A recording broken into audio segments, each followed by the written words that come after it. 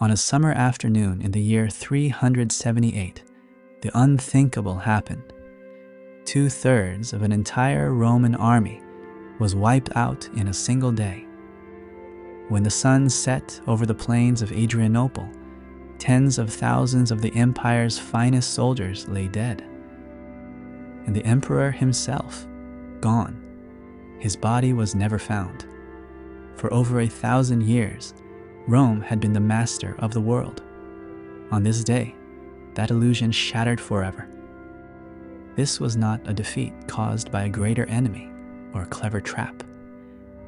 It was caused by one man's single, fatal decision. A decision born not from strategy, but from pride. This is the story of the Battle of Adrianople.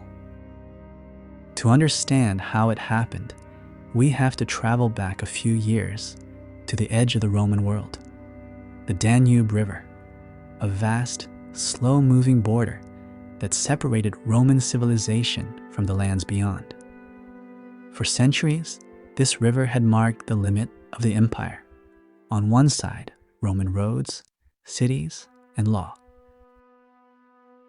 On the other, the territory of the peoples Rome simply called barbarians. And in the year 376, that border was about to break. One autumn, Roman soldiers on the frontier saw something they had never seen before. The far bank of the river was covered with people, tens of thousands of them, stretching as far as the eye could see. They were the Goths. But they had not come to fight. They had come to beg. For these were not warriors on a campaign. They were entire families, men, women, and children, fleeing for their lives. Behind them came a terror unlike anything the ancient world had known. The Huns, a storm of mounted warriors sweeping out of the eastern steppe, faster and more merciless than any army before them. The Huns destroyed everything in their path. Whole nations were crushed or driven from their homes. The Goths had run as far as they could. Now, with the river before them and the Huns behind, they had nowhere left to go. So their leader, a chieftain named Fritigern, made a desperate choice. He turned to the one power that might save them: Rome. He sent envoys across the water to the Eastern Emperor, Valens, with a simple, humble plea. Let us cross the river. Let us settle peacefully on Roman land. In return, we will farm your fields, pay your taxes, and send our sons to fight in your armies. Far away in his capital, Emperor Valens considered the request, and to him it sounded like a gift. Valens was not a great conqueror. He was a careful administrator, always short on soldiers for his endless wars in the east. Now, tens of thousands of able-bodied men were offering to serve him for free. It seemed too good to refuse, so Valens gave his answer. The Goths would be allowed to cross. They would be welcomed into the empire. It seemed, at the time, like a brilliant and merciful decision. It would become one of the most catastrophic in Roman history. The crossing began, and from the very start, it was chaos. Tens of thousands of desperate people crowded onto rafts and hollowed-out logs to cross the wide, swollen river. The current was strong. Boats capsized. No one knows how many men, women, and children drowned in those waters. But the river was not the real danger. The true disaster was waiting for them on the Roman side. Because the men Rome had placed in charge of the refugees saw something the emperor had not. They saw not desperate people to be helped, but helpless victims to be exploited. The Roman governor, a corrupt official named Lupicinus, was responsible for feeding and settling the Goths. Instead, he saw a chance to grow rich.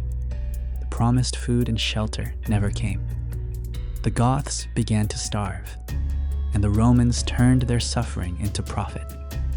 They sold them dog meat at outrageous prices, one dog for the price of a human child as a slave. Starving families were forced into an unimaginable choice: sell their own children into slavery or watch them die.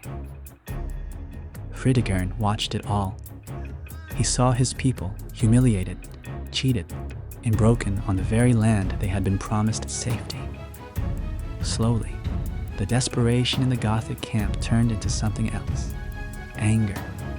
The Romans had taken a frightened, peaceful people and were forging them into a furious enemy. And then Lupus Sinus made the single greatest mistake of all.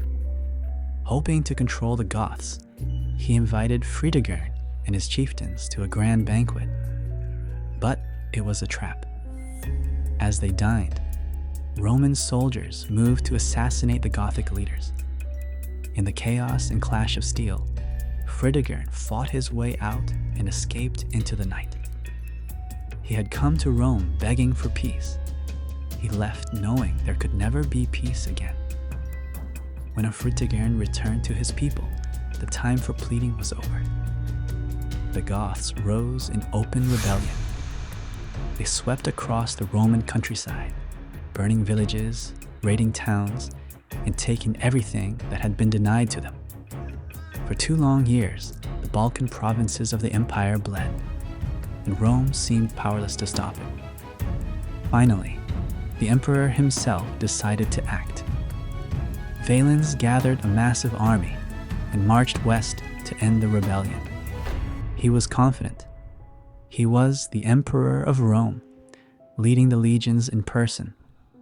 How could a band of refugees stand against him? Valens reached the great city of Adrianople. The Gothic host was camped just a few miles away. The final battle was near. But first, Valens faced a choice that would decide everything. Help was coming. His own nephew, the Western Emperor Gratianus, was marching east with a second powerful army. Gratianus sent an urgent message ahead: "Wait for me. Together, our combined armies cannot possibly lose." It was the wise choice, the safe choice. And yet, Valens hesitated, for a reason that had nothing to do with strategy. Jealousy. Gratianus was young, popular, and had just won a brilliant victory of his own in the West. If Valens waited for his nephew, the glory of victory would have to be shared, and Valens wanted it for himself alone. Inside his command tent, his advisors argued. Some begged him to wait for the reinforcements, but others whispered what he wanted to hear. The Goths were few and weak. An easy victory was within reach. Meanwhile, in the Gothic camp, Fritigern was playing a careful game of his own.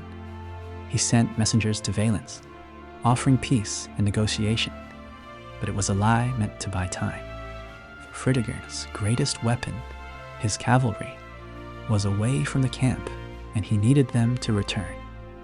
On the morning of August 9th, Valens made his fateful decision. He would not wait for Gratianus. He would march out and crush the Goths now, and claim the victory as his own. He led his men out under a brutal summer sun, mile after mile of dry, dusty road, with little food and no water. By the time the exhausted Romans reached the Gothic camp, they were drained, overheated, parched, and weary, before a single blow was struck.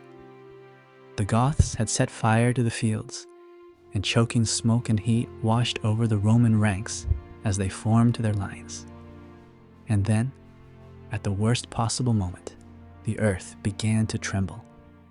The Gothic cavalry had returned. Thousands of horsemen crashed into the Roman flank like a hammer striking glass. The exhausted legions were caught and surrounded, packed so tightly together they could barely lift their swords. What followed was not a battle. It was a slaughter that lasted until the sun went down. By nightfall, 2/3 of the Eastern Roman army was gone. Tens of thousands of the empire's best soldiers dead on a single field. And somewhere in that chaos, Emperor Valens vanished. He was never seen alive again. One story says he was struck down by an arrow, dying anonymously among his men. Another tells that, wounded, he was carried to a small farmhouse to hide. The Goths, not knowing who was inside, set the building ablaze and burned the Emperor of Rome alive without ever realizing it. Either way, the result was the same. The ruler of half the Roman world was simply gone. No tomb, no body, nothing. But the Battle of Adrianople was far more than a single lost army or a single dead emperor. It was a psychological earthquake that shook the entire ancient world. For the first time in living memory, everyone could see a terrifying truth. Rome could be beaten. The empire would never fully recover. The Goths were never driven out. Instead, they settled permanently inside Roman borders, the first of many peoples who would slowly carve the empire apart from within. Historians have long marked this single day as the beginning of the end for Rome.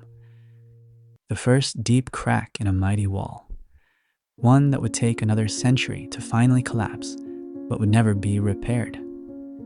And it all came down to one man, one choice, made not in the heat of battle, but in the quiet of his own pride. Had Valens simply waited a few more days for his nephew, the story of the world might read very differently. Rome might have crushed the Goths. The frontier might have held. The slow fall might never have begun. But he could not bring himself to share the glory. And that single, very human flaw helped doom the greatest empire the world had ever known.